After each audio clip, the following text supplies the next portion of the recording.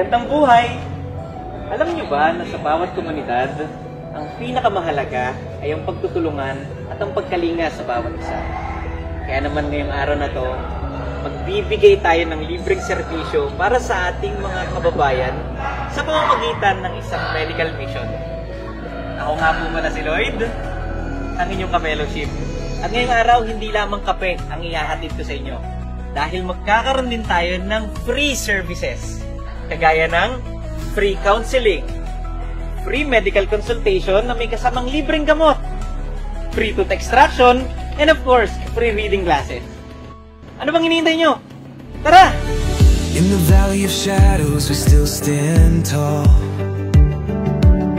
Through the fire and the storm we heed the call.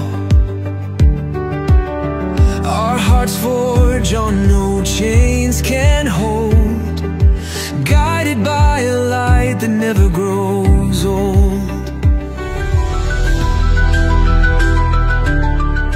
Narito tayo sa Novaville Covered Court, Caloocan City upang tunghayan ang nagaganap na medical mission ngayong araw. Sa medical mission na ito, makikita natin kung paanong ang mga organisasyong tulad ng Firstborn Christian Fellowship Novaville, Across Ministries, at Greater Heights Christian Worship Center ay nagsanib puwersa upang magbigay ng mga libreng serbisyo para sa kalusugan ng komunidad. Oh, rise, oh, shine in the glory we find.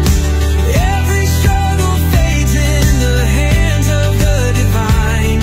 We conquer, we soar, carried by His grace. Victory's written in every tear on our face.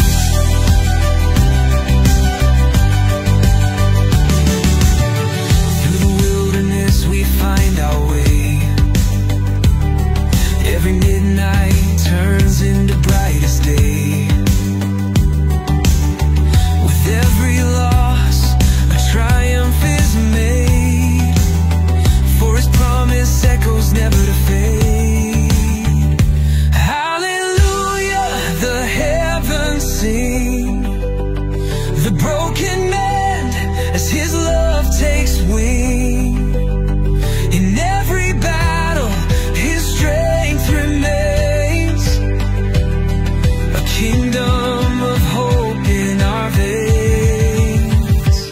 Oh, rise, oh, shine in the glory we find. Every struggle fades in the hands of the divine. We conquer, we soar, carried by His grace. Victory's written in every tear on our face.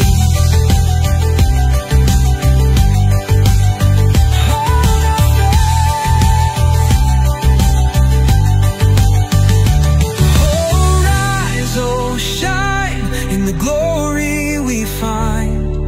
Every struggle fades in the hands of the divine.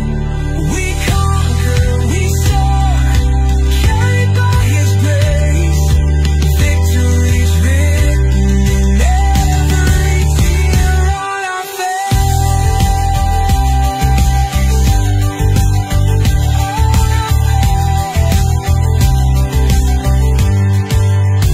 On our face.